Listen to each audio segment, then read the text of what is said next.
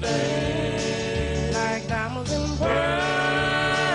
From day to day, I pray, Lord, make a way. Praying early in the morning, praying late at night, that the Lord will guide me each day and night. Down on my knees, both day and night, praying that the Lord will guide me day and night. That's a Mississippi prayer girl, working on the farm, praying hard every day, that the Lord will make a way. They never had much in anything, like diamonds and pearls. From day to day, I pray, Lord, make a way.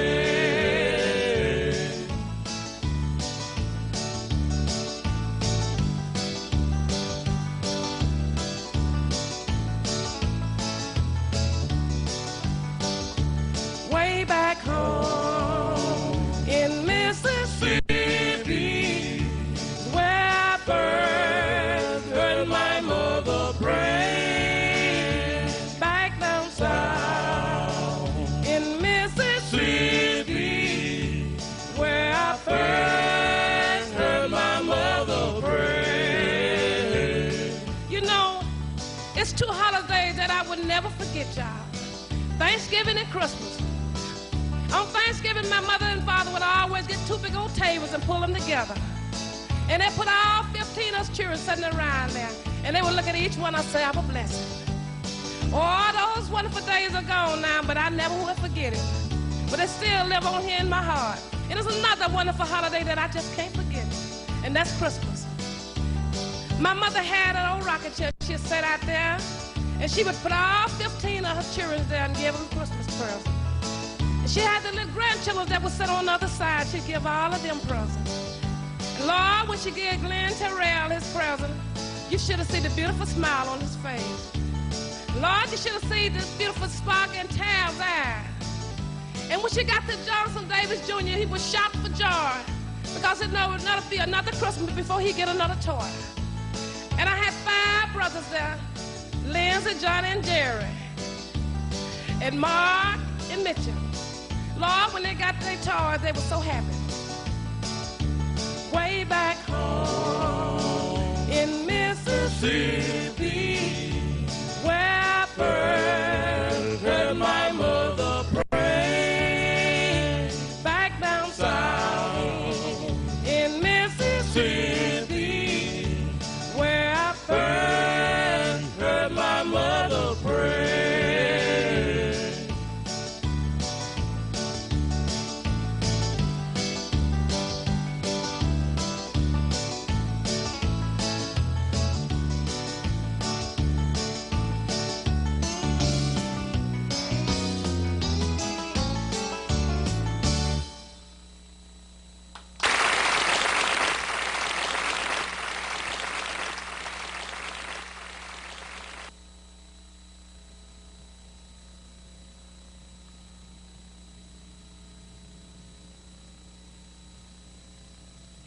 My mother passed away in 1990, and my father got around to the time when he was going to give some of us some of the things she had. When he got to me, he said, Lottie B, I want you to have your mother's old rocking chair. And I began to look at that old rocking chair, because it wasn't nothing left for that old rocking chair to use. And so I began to think about it. My grandmother had the chair, and she had nursed like 20-some children in the same old rocking chair. When it was passed down to my mother had 15 children, 198 grandchildren, great-grandchildren all together. It wasn't nothing left of this old rocking chair. And I walked around and I sat in that chair and began to think that when my brother Manuel passed away, my mother sat in that chair. And you know, the hair on my head begins to rise, and I've come up with a song that was something like this.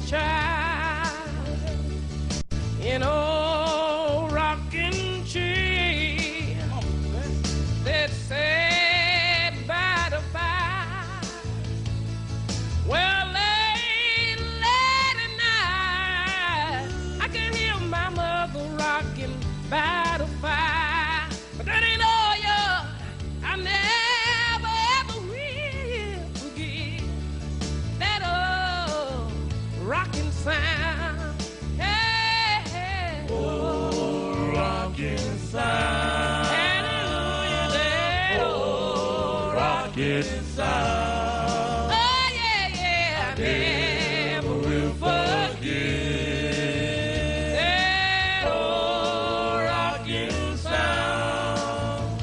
That old rockin' sound. That old rockin' sound. I never ever will forget that old rockin' sound. Can I say this one more thing? I can't forget. Oh, the day my mother went home to rest. Y'all listen to me. The peoples came from miles around. Oh, yeah. To see my mother, Lord, in the ground. My daughter, Sheila, read a poem about drifting on a memory. Church, y'all, I never, ever will forget y'all. That old rockin' sound. Hey, old rockin' sound. That old rockin' sound. Oh, yeah, yeah, I never will forget that old rockin' sound. That old rockin' sound. That old rockin' sound. I never ever will forget that old rockin' sound. Yeah, praise the Lord.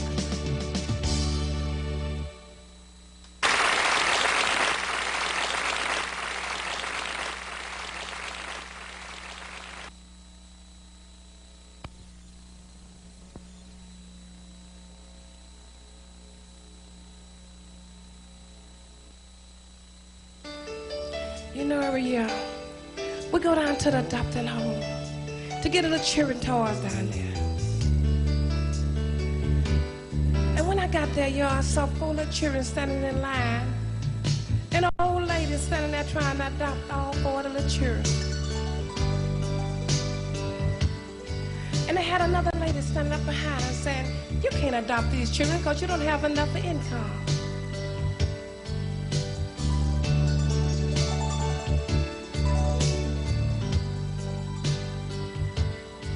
Because of this little stuff they call crack cocaine. The children, mother and father, had got on this drug so bad onto the welfare. Went and took these little children from their parents. But that little oldest child, y'all, had always knows the other 3 little children.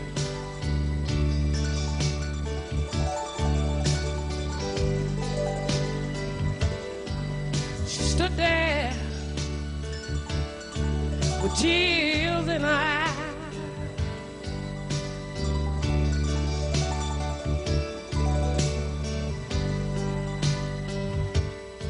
So as they began to approach the little oldest girl to get the little baby child, she began to talk to the little baby. She said,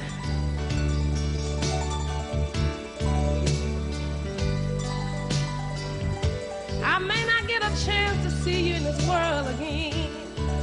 I may not even get a chance to hold you in this world again."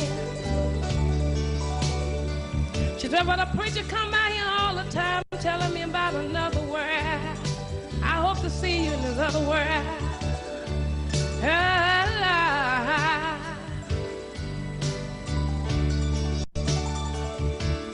But you know what? It didn't stop there, y'all. They took me on down the hall a little further down there with a little blind children there. When I got there, a little blind boy about 12 or 13 years old, I walked up to him and handed him his toy. He said, "Miss Pittman, I never seen you in my life before. But I heard you sing. 'Cause I know I can't see the little toy that you're giving to me. But would you please do this for me? Do your minister singing. Will you please ask somebody in every state, would they adopt a blind child? Nobody wants a blind child. 'Cause I know this is a dark world that I'm living in. 'Cause I may not can see, Lord, I can feel. He said, Miss Pittman, will you do this for me? Will you please close your eyes and think about this world that I'm thinking about? A world where no darkness is there. Please, will you please ask somebody in every state, will they adopt a blind child? Yeah. But I want y'all to know one thing, that it didn't stop there, y'all. They took me on down the hall a little further down there where they had their cancer and AIDS patient at. When I got there, y'all, I began to look through the windows and see little bitty babies laying there suffering.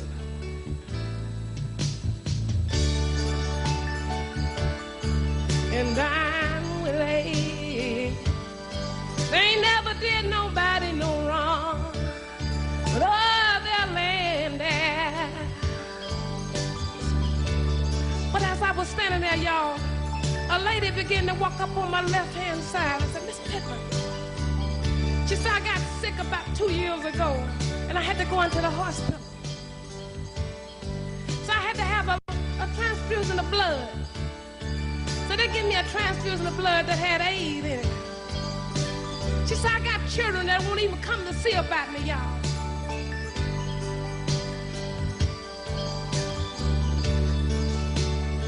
She said, I've always did what I thought was right by going to church, paying my tithe. So I never did nobody harm. She said, you got a song about peace. And she said, will you just sing me just a little bit of that song?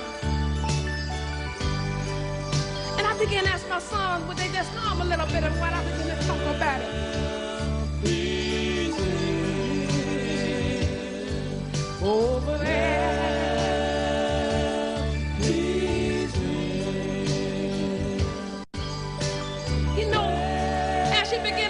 Telling me about how she had wound up with this AIDS. Somebody began to hand me a Bible on my right hand side. As I began to try to look up and see who would give me the Bible, my eyes would fall back down. And as I handed the Bible to the lady, she began to read about the lady that followed Jesus with the issue of blood. And then the little blind boy had followed him down the hall. She trying to read to him about the two blind men that followed Jesus. And as I trying to look to see who had handed me the Bible, when nobody said, and I began to ask my son, have you on mind? Child, oh child.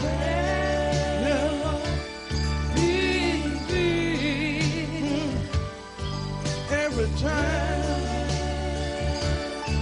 that I heard this song my mama tell you, it made me think of myself to see I was one of them child who raised without a father to see. My mama told me, baby, don't worry, the God will be that father that you lost a long time ago. Good God Almighty. Like her thinking about that there may be somebody here to see, may not have a father, may not have a mother to see. Oh Lord, maybe there's somebody here, may be sick in their body, may got cancer, may got heart trouble, but don't worry about it. Don't worry about it. The God, Jesus went away a long time ago. He said, I'm going to prepare a place for you. But there's no more sickness, no more worry. Good God Almighty. Somebody here may be worried by their little child, maybe in jail somewhere. But I found to tell you, don't worry about it. Don't worry, don't worry. Oh, don't worry about it. Yeah. One of these days, one of these days,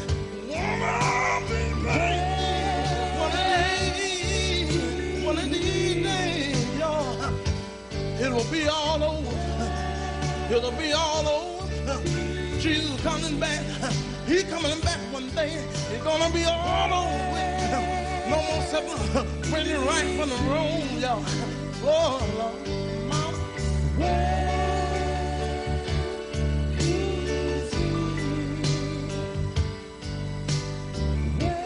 I want you to know that it didn't stop there, y'all. I went on back home and I began to hug my children and thank the Lord for my mother and father, because they had 15 of us. And I want to say tonight to my mother, thank God for my mother. Thanks, sister. And I thank God for my father. But my mind still go right back to that little blind child, y'all, tonight. Somebody please adopt the blind child. And don't just stop there, y'all. Go on down to the old folks' home, y'all. Somebody sitting there all alone. Go on up to the hospital tonight. Somebody laying there rocking in pain. Please, somebody please adopt the blind child. Yeah, yeah. But I want to say, somebody please tonight, please adopt a blind child.